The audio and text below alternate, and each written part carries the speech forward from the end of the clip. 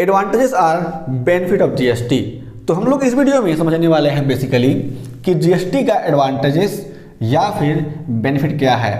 अब हम लोग जब बात करेंगे जीएसटी के एडवांटेजेस और बेनिफिट की, तो हम लोग समझेंगे कि टैक्स पेयर्स के लिए, यानी जो भी व्यापारी हैं उनके लिए, इसके साथ साथ पूरे टैक्स सिस्टम के लिए, सरकार के लिए और इंडिविजुअल्स के लिए, यानी सभी के लिए जीएसटी का बेनिफिट क्या है, यानी एडवांटेजेस ऑफ जीएसटी क्या है सभी के लिए। मेरे प्रिय साथियों, मैं हूं आशीष और आप देख रहे हैं आशीष कॉमर्स एकेडमी। हम लोग अपने वीडियोस में बात कर रहे थे इनडायरेक्ट टैक्स की, और इनडायरेक्ट टैक्स को ही हम लोग कहते हैं जीएसटी। तो जीएसटी में हम लोग जब बात करेंगे एडवांटेजेस की, तो हम लोगों ने यहाँ पर कुल 12 पॉइंट लिखे हुए हैं। इन सारे के सारे 12 पॉइंट को समझ करके हम लोग जान पाएंगे अच्छे तरीके से कि जीएसटी का एडवांटेजेस क्या है। यदि आपके पास और कोई प्रश्न होता है तो आप लोग अपने सारे प्रश्नों को बता सकते हैं। आपके सही प्रश्नों का आंसर हम लोग ऑन टाइम करेंगे, और जो भी आप लोग प्रश्न पूछेंगे उन्हीं प्रश्नों को हम लोग चूज करके अपने आने वाले वीडियोज़ में शामिल करेंगे।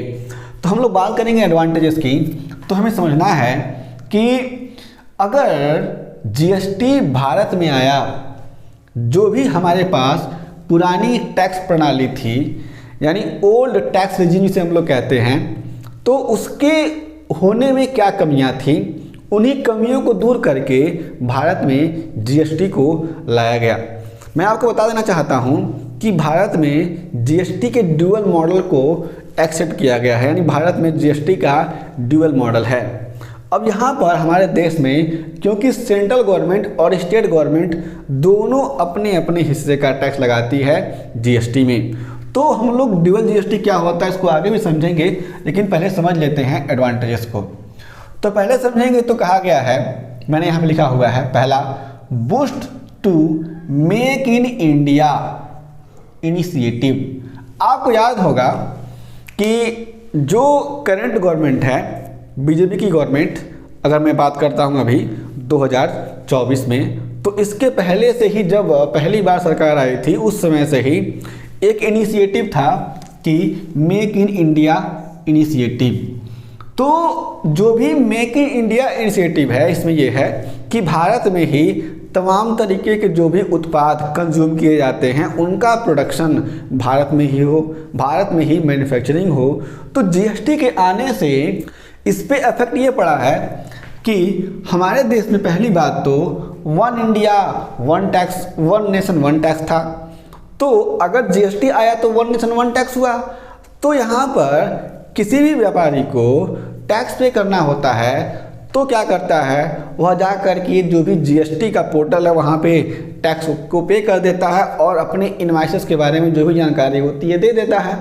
अब यहाँ पर उसे जो भी कंप्लायंसेस हैं, उसे कंप्लायंसेस में उलझना नहीं पड़ रहा है, तो वह बिजनेसमैन, तो वह कंपनी अपने लिए, अपने ग्रोथ के लिए और अपने बिजनेस के लिए अच्छी तरीके से काम करेगी और मैन्युफैक्चरिंग करेगी। इस तरीके से अगर पूरे देश के लोग, और मैं बात करूंगा लोग की, तो लोगों में आएगा प्रोप्राइटरशिप बिजनेस, जो भी फर्म्स हैं वो और जो भी कंपनियां हैं वो, यानी देश के सारे बिजनेस सही तरीके से काम करेंगे मेक इन इंडिया इनिशिएटिव में आकर के, तो निश्चय ही हमारे देश में जो भी मेक इन इंडिया इनिशिएटिव है यह बूस्ट होगा और हमारा देश आगे बढ़ेगा। तो यह बेनिफिट हो जाता है जीएसटी का हमारे देश में इस पॉइंट को लेकर के। आगे बात करेंगे तो कहा गया है यूनिफाइड नेशनल मार्केट। यहाँ पर जब जीएसटी आया था 2017 में, अगर आप लोगों को याद होगा, नहीं याद होगा तो मैं बता देता हूँ, कहा गया था वन नेशन वन टैक्स। लगभग हमारे देश में जीएसटी के आने से पहले 36 प्रकार के टैक्सेस थे, ठीक है। तो इन सारे के सारे टैक्सेस को रिमूव करके, हटा करके एक टैक्स लाया गया जिसका नाम रखा गया जीएसटी। फुल फॉर्म इसका होता है गुड्स एंड सर्विसेज टैक्स। तो यहाँ पर अगर आप लोग चाहे उत्तर प्रदेश में बिजनेस करें, या फिर आप लोग अपना बिजनेस केरला में कर रहे हैं, या फिर आप लोग अपना बिजनेस जम्मू कश्मीर में कर रहे हैं, या फिर आप लोग अपना बिजनेस गुजरात में कर रहे हैं, तो आप लोग कहीं पे भी बिजनेस कर रहे हों, आप सभी के लिए एक ही टैक्स अप्लीकेबल होता है, जिस टैक्स का नाम है जीएसटी। अगर आपने एक जगह पे रजिस्ट्रेशन ले लिया, अगर आपने मान लीजिए जम्मू एंड कश्मीर में अगर ले लिया रजिस्ट्रेशन, तो वह रजिस्ट्रेशन पूरे देश के लिए मान्य हो जाता है।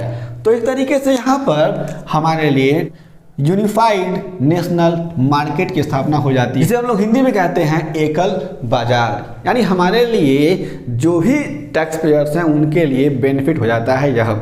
इस पॉइंट से आप लोग समझेंगे। आगे बात करेंगे तो है तीसरा कि टैक्स पेयर्स फ्रेंडली। अब यहाँ पर आप लोगों ने देखा कि अगर वन नेशन वन मार्केट है, जो भी टैक्स पेयर्स हैं वे क्या करते हैं, अपने बिजनेस को सही तरीके से करते हैं, और बिजनेस के सही तरीके करने से उन्हें प्रॉफिट भी होता है, क्योंकि उन्हें बहुत सारे कंप्लायंसेस अब नहीं करने होते हैं जो पहले जीएसटी से पहले करने होते थे।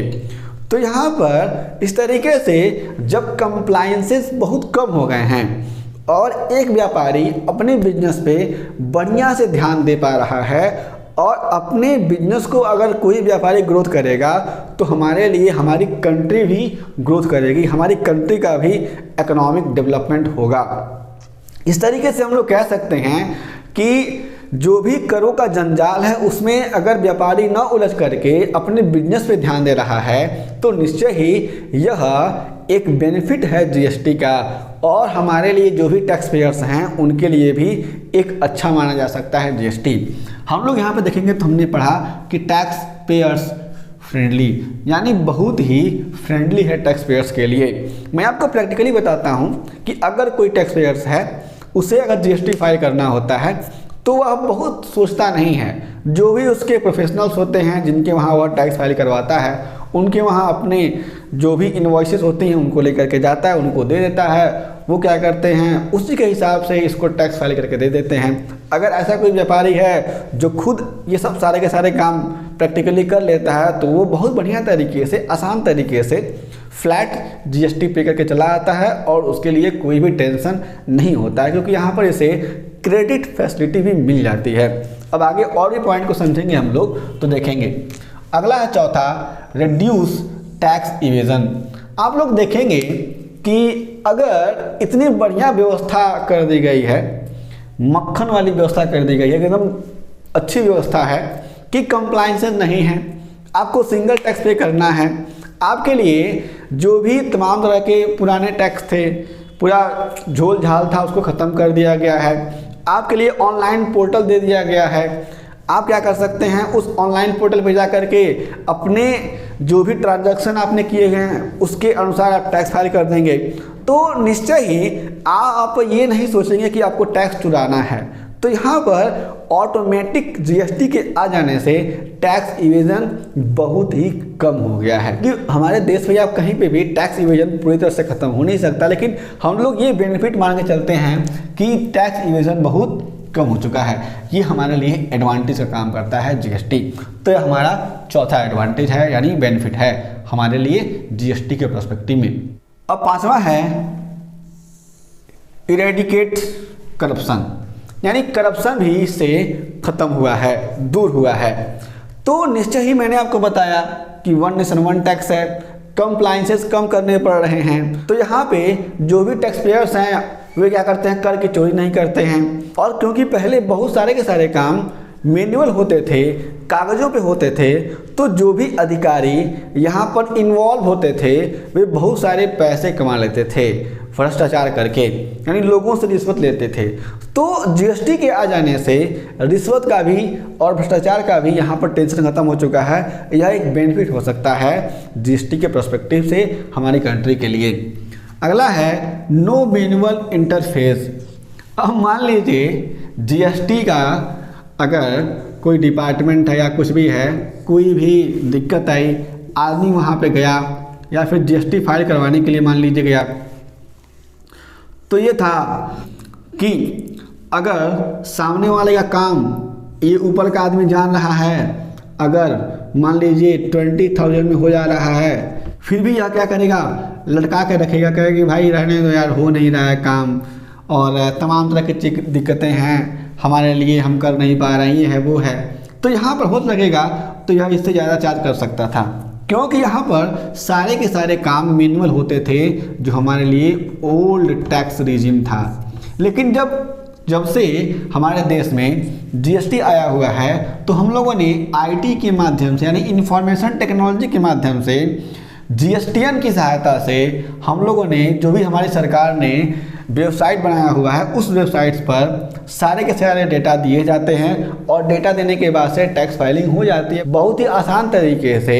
और जो भी ज़रूरी कंप्लाइंसेस होते हैं वे सारे के सारे कंप्लाइंसेस हो जाते हैं पोर्टल से ही। तो इसलिए यहाँ पर अगर मैनुअल इंटरफेस नहीं है, मैनुअल नहीं कोई काम हो रहा, तो यहाँ पर यह एक बेनिफिट हो जाता है। और यह सारे के सारे बेनिफिट एक दूसरे से जुड़े हुए भी हैं, आप लोग देख रहे होंगे, ठीक है। अब यहाँ पे मैनुअल नहीं होगा तो करप्शन खत्म हो जाएगा, लोग टैक्स की चोरी कम करेंगे, टैक्स चोरी कम करेंगे तो फ्रेंडली हो जाएगा, और यूनिफाइड नेशनल मार्केट तो है ही। और इससे क्या होगा, मेक इन इंडिया हमारा जो इनिशिएटिव है देश का, यह सही होगा। सातवां है ग्रेटर सर्टेनिटी। अब पहले मैंने बताया आपको कि जब पहले का टैक्स था तो क्या था, गुजरात में अलग रजिस्ट्रेशन, जम्मू एंड कश्मीर में अलग रजिस्ट्रेशन, केरला में अलग, यूपी में अलग, उत्तराखंड में लिया तो अलग, बिहार में अलग। तो इस तरीके से पुराना टैक्स सिस्टम था, उसमें अलग अलग जगहों पे अगर आपको बिजनेस करना है तो आपको अलग अलग जगहों पे रजिस्ट्रेशन करवाना पड़ता था। इसके साथ ही हम लोगों ने देखा था कि और भी जितने टाइप के टैक्स थे वे सारे के सारे टैक्सेस एक में मिल करके जो भी टैक्स पेयर्स है, जो भी बिजनेस है, उसको बहुत परेशान करते थे। तो वहाँ पर टैक्स कितने लग जाएंगे, कितने टैक्स बच जाएंगे, कितना टैक्स का बर्डन आ सकता है, कोई भी टैक्स पेयर इसमें उलझ जाता था। इसलिए पिछले टैक्स सिस्टम में सर्टेनिटी नहीं थी। लेकिन यहाँ पर जब जीएसटी आया हुआ है तो जीएसटी में फ्लैट टैक्स रेट दे दिया गया है। देखो भाई, 5%, 12%, 18%, 28%, ये हमारे लिए एक बेसिक टैक्स रेट दिए गए हैं कि इसी टैक्स रेट में आप सभी को टैक्स पे करने हैं। तो यहाँ पर जो भी टैक्स पेयर है उसके लिए बहुत ही सर्टेनिटी हो जाती है, उसकी मानसिक स्थिति भी सही रहती है कि देखो यार, मैं इतना ट्रांजैक्शन करूँगा, मेरा टर्नओवर इतना है, मैंने इतना प्रॉफिट कमाया हुआ है, तो जो भी मैंने सेलिंग परचेजिंग करी हुई है उसी के हिसाब से मुझे टैक्स पे करना है। वह यहाँ पर जो भी टैक्स पेयर है वह क्या है, वर्तमान समय में सर्टेनिटी फील कर रहा है जीएसटी किया जाने से। ठीक है, अगला है क्रेडिट फैसिलिटी अवेलेबल। अब यहाँ पर आप देख रहे होंगे सारे के सारे एग्जाम्पल में पिछले वाले टैक्स सिस्टम से जोड़ करके मैं आप सभी को बता रहा हूँ। तो आप लोग यहाँ पे भी समझेंगे कि जो भी नया टैक्स सिस्टम है, यहाँ पर ये हो गया मैन्युफैक्चर, ये हो गया रिटेलर, ये हो गया होलसेलर और ये हो गया कस्टमर। तो यहाँ पर जो भी बिजनेसेस हैं वर्तमान समय में सभी को क्रेडिट फैसिलिटी अवेलेबल होती है। अब किस तरीके से क्रेडिट फैसिलिटी अवेलेबल होती है, क्रेडिट फैसिलिटी होती क्या है, इसको हम लोग आने वाले वीडियोस में, जो हमारा आईटीसी का वीडियो होगा यानी इनपुट टैक्स क्रेडिट का वीडियो होगा, जिसमें हम लोग सेक्शन 16, 17, 18 वगैरह को पढ़ेंगे, तो उसमें हम लोग बहुत ही बढ़िया तरीके से समझ लेंगे। ठीक है, लेकिन मैं आपको यहाँ बता देना चाहता हूँ कि जब हम लोग कोई भी गुड्स खरीद के लेके आते हैं, अगर हम लोग क्या हैं, बिजनेसमैन है, तो अगर मान लीजिए कोई भी बिजनेसमैन है, वह कोई भी गुड्स खरीद के लेके आ रहा है, परचेज कर रहा है, तो उसमें कुछ परसेंटेज टैक्स लगा होता है। ठीक है, इसका मतलब वह अपने बिजनेस में टैक्स को लेकर के आ रहा है। ठीक है, और जब उसी गुड्स को वह बेचेगा तो क्या करेगा, वह सामने वाले को टैक्स ट्रांसफर कर देगा। तो जब यह पर्सन कोई भी, अगर मान लीजिए एबीसी है, तो यह जाएगा गवर्नमेंट के पास टैक्स पे करने के लिए, तो जो भी इसने टैक्स के पैसे यहाँ से लिए होते हैं, इसी को हम लोग कहते हैं क्रेडिट। और जब यह क्या करेगा, माल को बेचेगा, तो उसी में जब जीएसटी फाइल करेगा तो उसको यूटिलाइज कर देता है। अब इसका यूटिलाइजेशन कैसे होगा हम लोग आगे समझने वाले हैं। आप लोग केवल इतना समझिएगा कि परचेज में जो भी टैक्स आता है, सेलिंग करने के बाद से जब टैक्स फाइल होता है तो उसी में जो भी हमारे लिए टैक्सेस हमने दिए होते हैं उसको हम लोग क्या करते हैं, यूटिलाइज कर लेते हैं। अगला है बूस्ट टू इकोनॉमिक ग्रोथ।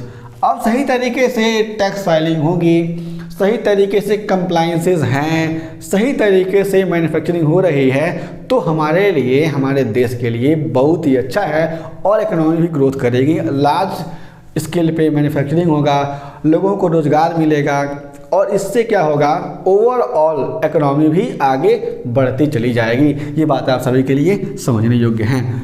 अगला है 10वां, रिडक्शन इन कंप्लायंस कॉस्ट। अब देखो भाई साहब, पिछले वाले टैक्स में कोई भी अगर मैन्युफैक्चरर है तो मान लीजिए उसे 2, 3, 4 एग्जाम्पल देता हूँ, बस मान लीजिए इतने टैक्स उसे फाइल करने पड़ते थे अलग अलग स्टेजेस पे। लेकिन अब क्या है, अब उसे केवल एक ही टैक्स फाइल करना पड़ता है जिसे हम लोग कह सकते हैं कि वह क्या, जीएसटी है। ठीक है, तो लाजमी है कि पहले 3-4 टैक्स फाइल करने पड़ रहे हैं तो उसे वहाँ पर बहुत सारा पैसा खर्च करना पड़ता था टैक्स की फाइलिंग में, टैक्सेशन सिस्टम में। लेकिन जब जीएसटी है तो उसे यहाँ पर इस कंडीशन में बहुत ही कम पैसा खर्चा करना पड़ रहा है इन तमाम तरह के जो भी कंप्लायंसेस हैं उसमें। तो यह पॉइंट भी सार्थक हो जाता है हमारे एडवांटेज या फिर बेनिफिट से जुड़ करके। अब आगे बात करते हैं तो कहा गया है इन्हेंस्ड इन्वेस्टमेंट एंड एम्प्लॉयमेंट। अगर सही तरीके से टैक्सेशन सिस्टम है हमारे देश में, सही तरीके से हमारा देश ग्रोथ कर रहा है, सही तरीके से मेक इन इंडिया मूवमेंट चल रहा है, हमारे देश में यूनिफाइड नेशनल मार्केट है, टैक्स पेयर्स के लिए अगर वह टैक्स सिस्टम फ्रेंडली है, टैक्स की चोरी नहीं हो रही है, करप्शन मिनिमम है या फिर ख़त्म है, मैनुअल इंटरफेस नहीं है कि कोई भी अपने तरीके से उसमें बदलाव नहीं कर सकता है सिस्टम में, ग्रेटर सर्टेनिटी है, अच्छी संभावनाएं हैं, क्रेडिट फैसिलिटी अवेलेबल हो जाती है और इससे ओवरऑल इकोनॉमी बूस्ट हो रहा है, ग्रोथ कर रहा है और कंप्लायंसेस कॉस्ट भी हैं। तो आप लोग समझेंगे कि जो भी बाहरी इन्वेस्टर्स हैं, जो भी फॉरेन इन्वेस्टर्स हैं, लंदन के, अमेरिका के, चाइना के और भी जर्मनी के, रूस के, ये सारे के सारे, इन सारे के सारे देशों के इन्वेस्टर्स हमारे देश में आकर के मैन्युफैक्चरिंग करेंगे और यहाँ पर अपने प्लांट को लगाएंगे।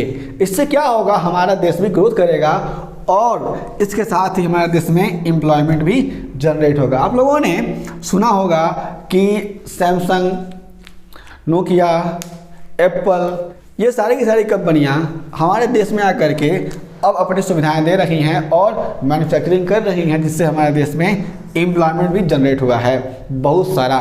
तो यह भी क्या है, एक जीएसटी का बेनिफिट हो सकता है। आगे बात करते हैं और last, automated procedure with greater use of IT. यहाँ पर मैंने आपको पहले ही बताया हुआ है पूरा का पूरा कि यहाँ पर आईटी का इस्तेमाल हो रहा है, इंफॉर्मेशन टेक्नोलॉजी का इस्तेमाल हो रहा है। तो इस तरीके से सारे के सारे कंप्लायंसेस जीएसटी पोर्टल पे हो रहे हैं तो निश्चय ही यहाँ पर जो भी तमाम तरह की बाधाएं हैं वे खत्म हो जाएंगी और ऑटोमेटेड प्रोसीजर हो जाएगा। अब मैं एक और लास्ट में लिखवा देता हूँ कि इंक्रीज इन गवर्नमेंट रेवेन्यू। आप सभी को मालूम होगा कि भारत सरकार को इनडायरेक्ट टैक्स यानी जीएसटी से सबसे ज़्यादा रेवेन्यू होता है। लेकिन जब से यहाँ पर आया है जीएसटी पहले वाले टैक्स के मुकाबले में, तब से सारे के सारे टैक्सेस गवर्नमेंट के पास ऑन टाइम सही तरीके से पहुँच पा रहे हैं, चोरी नहीं हो रही है, करप्शन नहीं हो रहा है। इस तरीके से इसके फलस्वरूप हमारे देश में गवर्नमेंट की रेवेन्यू भी बहुत बड़ी है। तो मेरे प्रिय साथियों, इस वीडियो में हमने समझा कि एडवांटेजेस और बेनिफिट ऑफ जीएसटी क्या है।